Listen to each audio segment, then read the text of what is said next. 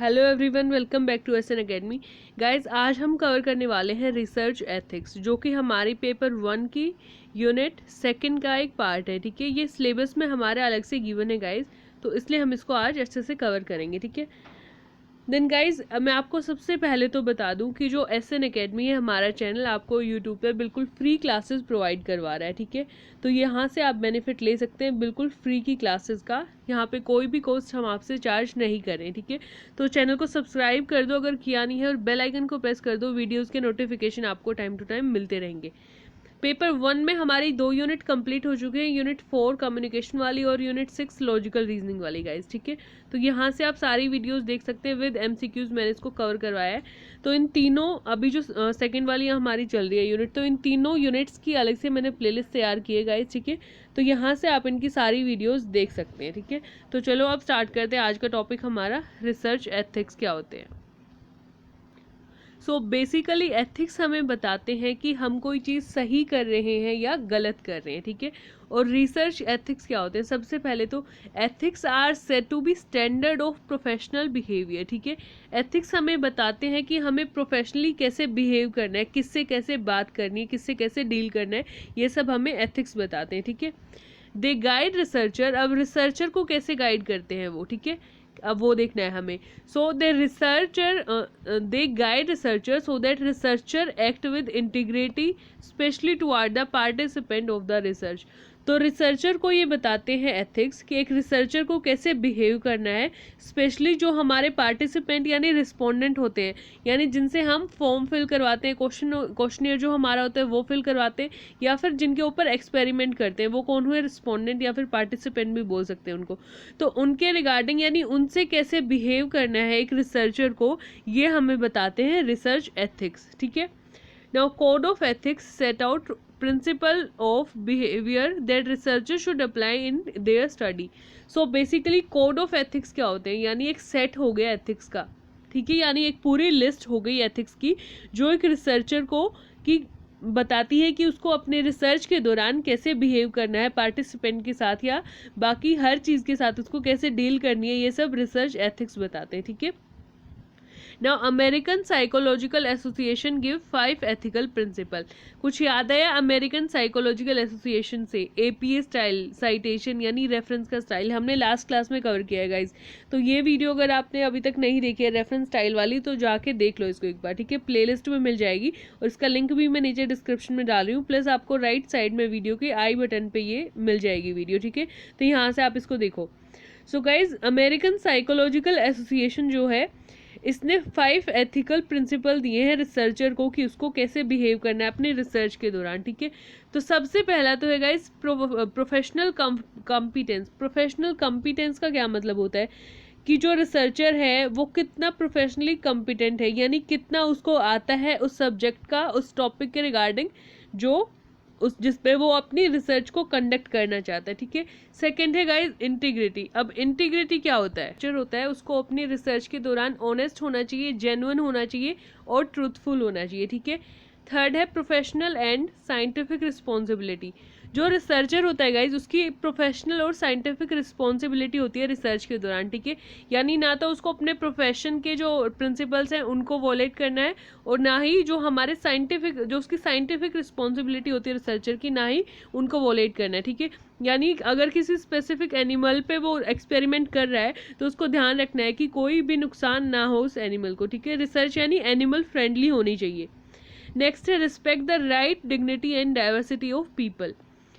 Researcher को इस बात का भी ध्यान रखना पड़ता है कि जो लोग हैं उनके राइट, उनकी डिग्निटी और उनकी डाइवर्सिटी को नुकसान ना पहुंचे। ठीक है, यानी लोगों के कल्चर का, उनकी हर चीज़ का उसको रिस्पेक्ट करना होता है रिसर्चर को। ठीक है, ये बहुत इंपॉर्टेंट एथिक है हमारा।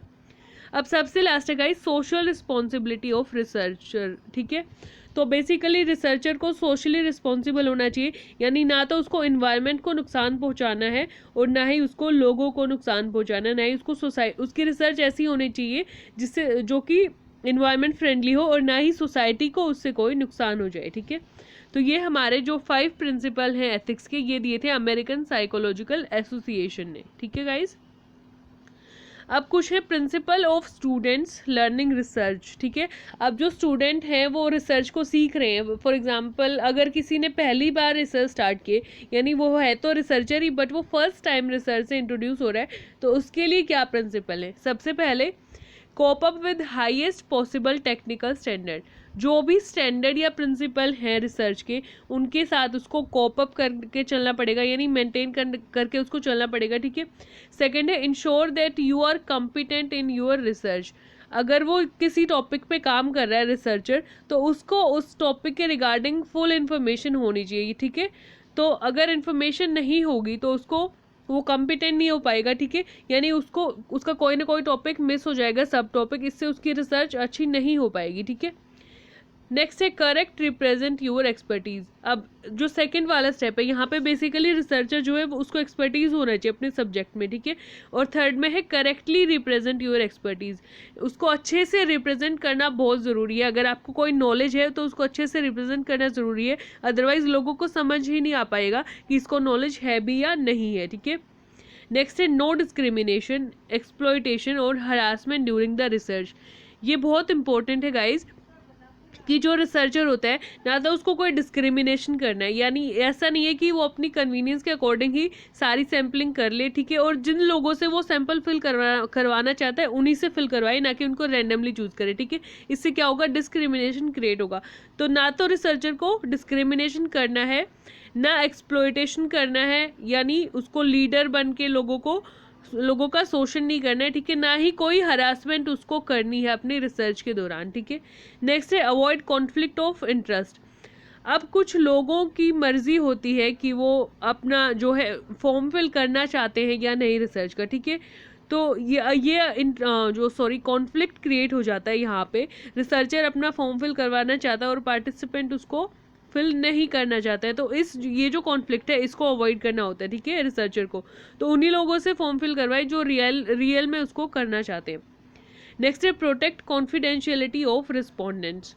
सो गाइज यहाँ पे क्या है कि जो भी हम फॉर्म फिल करवाते हैं रिस्पोंडेंट से या पार्टिसिपेंट से, वो फॉर्म हमें उनकी जो कॉन्फिडेंशियलिटी है उसको प्रोटेक्ट करना होता है। यानी ये नहीं है कि हम उनको पब्लिक कर देंगे उनका नाम लिख के, ठीक है। हमें बहुत अच्छे से केयरफुली उनकी जो कॉन्फिडेंशियलिटी है, यानी उनकी जो पर्सनल डिटेल्स है, उनको सेव रखना है, प्रोटेक्ट रखना है अच्छे से।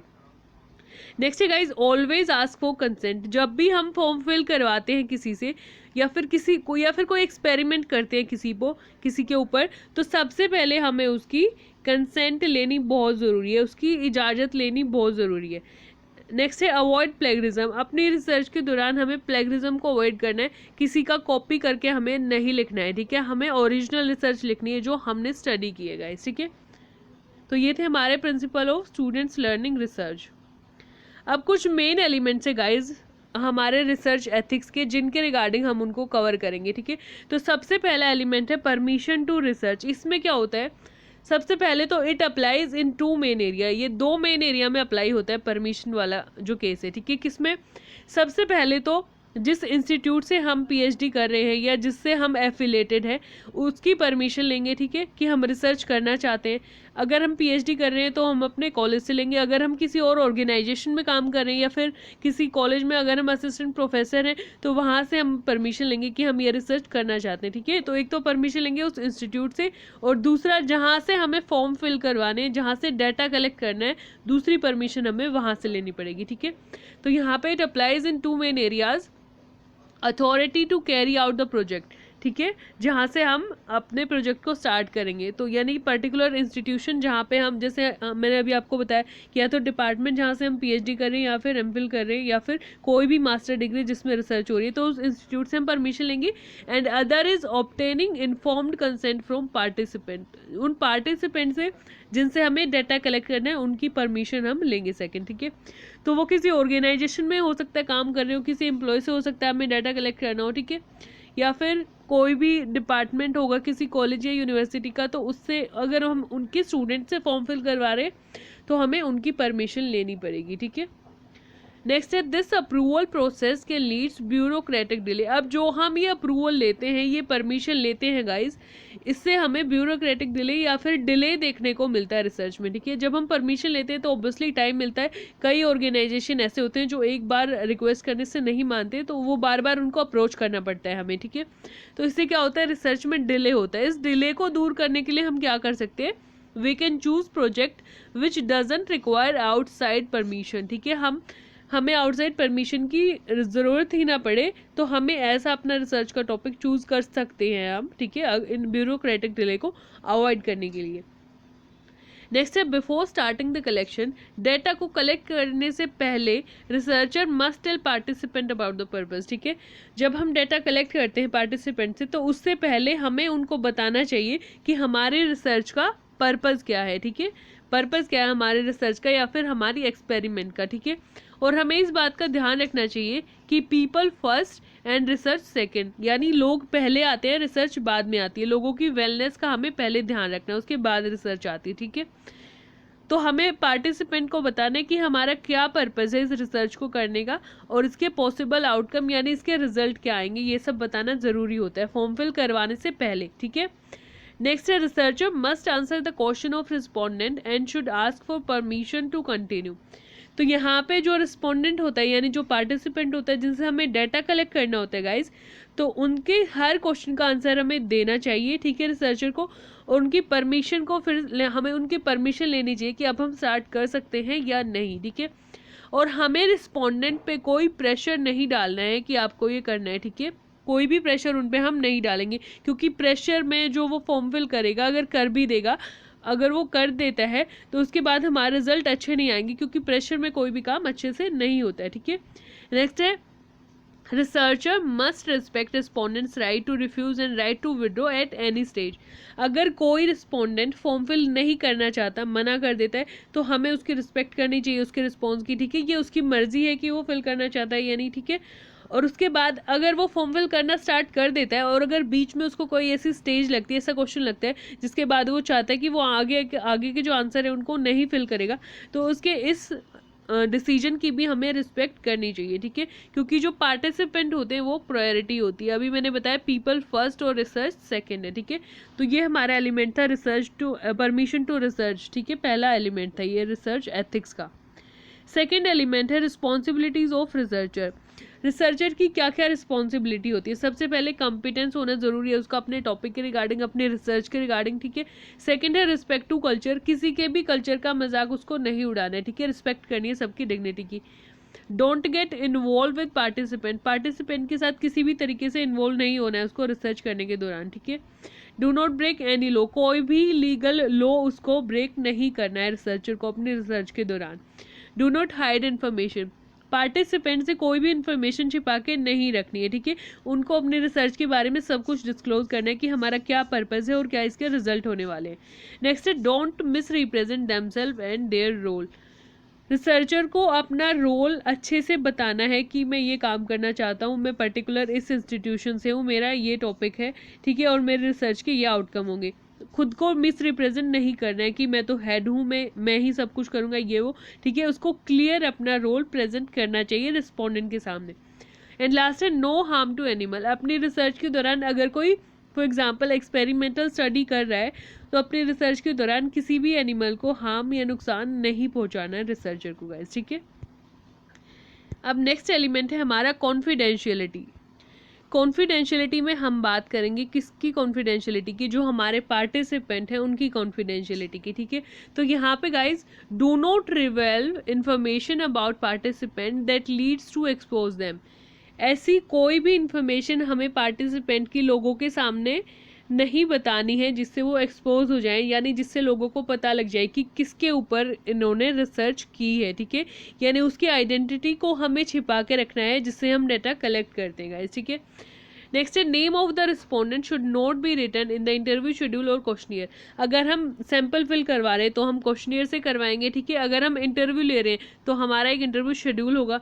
तो बोल रहा है यहाँ पे कि जो क्वेश्चनियर है या फिर इंटरव्यू शेड्यूल है गाइज हमारा, यहाँ पे क्या करना है, हमें रिस्पोंडेंट का नाम मेंशन नहीं करना होता, ठीक है। अगर नाम मेंशन कर देंगे तो उनकी आइडेंटिटी एक्सपोज हो सकती है, ठीक है। तो यहाँ पे हम क्या करेंगे, a code number should be given instead of name for identification purpose. Identification purpose के लिए हम उनको एक कोड दे देंगे, या तो हम सीरीज वाइज कलेक्ट करेंगे 1 2 3 4, ठीक है। तो यानी इस तरीके से अगर किसी रिस्पोंडेंट का जो है सीरीज नंबर 3 है तो हमने उसको कोड नंबर 3 दे दिया, ठीक है। इससे उसकी आइडेंटिफिकेशन हो जाएगी कि ये थर्ड वाले बंदे का फॉर्म है जो क्वेश्चनियर है फिल हुआ, ठीक है। तो इस तरीके से हम उनको आइडेंटिफाई कर सकते हैं, ना कि उनका नाम लिख के, क्योंकि उससे वो एक्सपोज हो सकते हैं, ठीक है। नेक्स्ट है field questionnaire should be locked up. जो भी क्वेश्चनियर हम फिल करवाते हैं गाइज, या फिर इंटरव्यू शेड्यूल जो हमारे होते हैं, उनको हमें लॉकअप यानी उनको ताले में बंद करके रख दो, ना कि उनको फेंक दो इधर उधर, ठीक है। नेक्स्ट है researcher should not gossip about the response of the participant with fellow researcher. जो भी रिस्पॉन्स रिस्पोंडेंट या पार्टिसिपेंट देता है गाइज, उसका हमें मजाक नहीं उड़ाना है अपने फेलो रिसर्चर के साथ, या किसी के भी साथ उसका मजाक हमें नहीं उड़ाना है, क्योंकि ये उसकी डिग्निटी का सवाल हो जाएगा, यानी उसकी डिसरिस्पेक्ट कर रहे हैं अगर हम ऐसा करेंगे तो, ठीक है। तो कॉन्फिडेंशियलिटी में हमें इन सब चीज़ों का ध्यान रखना है गाइज, ठीक है। अब नेक्स्ट एलिमेंट है गाइज हमारा फीडबैक। फीडबैक क्या होता है, जब किसी के पास हम जाते हैं और कुछ पूछते हैं, उसके बाद वो अपनी तरफ से कुछ ऐड वैल्यू करता है, ठीक है। यानी अपने आइडियाज़ बताता है कि आपने ये अच्छे से पूछा या नहीं पूछा। तो यानी जब कोई रिस्पॉन्स देता है बैक में हमें गिव बैक करता है, तो वो फीडबैक होता है, ठीक है। तो यहाँ पे गाइज रिसर्च में, हमारी रिसर्च एथिक्स में हमें ये ध्यान रखना है फीडबैक के कुछ एलिमेंट, ठीक है।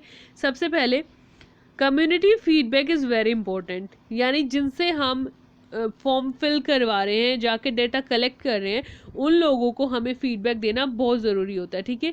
तो यहाँ पे रिसर्च में फीडबैक क्या होता है, यानी जब हमने रिसर्च कर ली, पूरी डेटा कलेक्ट करके रिजल्ट निकालिए, अब हमें उन लोगों को फीडबैक देना है, यानी बताना है कि हमारे रिसर्च के ये आउटकम्स आए हैं, ठीक है। तो यहाँ पे guys people are curious to know finding of the research in which they have participated. जो लोग पार्टिसिपेट करते हैं गाइस रिसर्च में, तो उनके अंदर ये एक्साइटमेंट होता है, उनको जानना होता है कि जिस रिसर्च के अंदर हमने पार्टिसिपेट किया है उसकी क्या रिजल्ट्स आए हैं, उसकी क्या फाइंडिंग्स आई, क्योंकि वो उसमें खुद इन्वॉल्व होते हैं, इसलिए वो एक्साइटेड होते हैं इस चीज़ को लेके। तो यहाँ पे researcher has the responsibility to inform them about finding. तो यहाँ पे रिसर्चर की रिस्पॉन्सिबिलिटी बन जाती है कि वो लोगों को रिजल्ट्स या फाइंडिंग्स के बारे में बताए कि ये रिजल्ट आए हैं उस हमारे रिसर्च स्टडी के, जिसमें आप लोगों ने पार्टिसिपेट किया था, ठीक है। Study was conducted at small scale.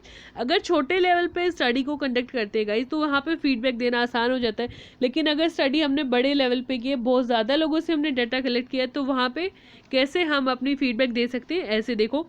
First point है put finding on the community board. जो हमारी फाइंडिंग आएगी उनको उन एरिया में जाके कम्युनिटी बोर्ड्स पे लगा देंगे जहाँ जहाँ से हमने डाटा कलेक्ट किया था, ठीक है।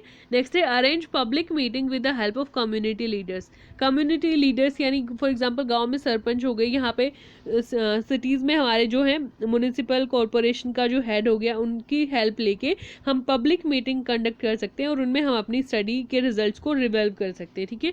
नेक्स्ट है interview at local radio station. जो हमारे लोकल रेडियो स्टेशन होते हैं वहाँ पे जाके इंटरव्यू कंडक्ट करो खुद का, और लोगों को बताओ अपनी फाइंडिंग्स के बारे में, ठीक है। या फिर न्यूज़पेपर में आर्टिकल देके भी हम बड़े लेवल पे, लार्ज स्केल पे अपनी स्टडीज़ के रिजल्ट को पब्लिश कर सकते हैं, ठीक है। वर्कशॉप विद की स्टाफ टू स्प्रेड इन्फॉर्मेशन। जो आपका की स्टाफ होगा रिसर्च के दौरान, ठीक है, यानी जो इंपॉर्टेंट लोग हैं आपके, तो उनके थ्रू आप वर्कशॉप कंडक्ट करवा सकते हो लोगों को अपनी फाइंडिंग्स या फिर रिजल्ट्स के बारे में बताने के लिए, ठीक है। That's all for today guys. हमारा रिसर्च एथिक्स कंप्लीट हो गया है आज की क्लास में, हमारी सेकेंड यूनिट यानी रिसर्च एप्टीट्यूड का, ठीक है। सो गाइज लाइक कर दिया करो वीडियो को अगर आपको समझ में आ रहा है, और शेयर करो ज़्यादा से ज़्यादा लोगों के साथ, ठीक है, ताकि फ्री क्लासेस का बेनिफिट ले सके लोग। और कमेंट करके पूछ सकते हो अगर आपको कोई डाउट है। टेलीग्राम चैनल पे मैं आपको PDF प्रोवाइड करवाती हूँ गाइज हर एक वीडियो के बाद। तो यहाँ पे SN Academy UGC नेट, ये लिंक मैंने नीचे डिस्क्रिप्शन में भी डाला हुआ है, ठीक है। तो यहाँ पे आप जाके PDF कलेक्ट कर सकते हैं, बट आप अपने पर्सनल नोट्स बनाएंगे तो वो आपके लिए ज़्यादा बेनिफिशियल होगा, ठीक है। सो गाइज सब्सक्राइब कर दो अगर अभी तक किया नहीं है, बेल आइकन को प्रेस कर दो, वीडियोज़ के नोटिफिकेशन आपको टाइम टू टाइम मिलते रहेंगे, ठीक है। That's all for today. Thanks for watching guys.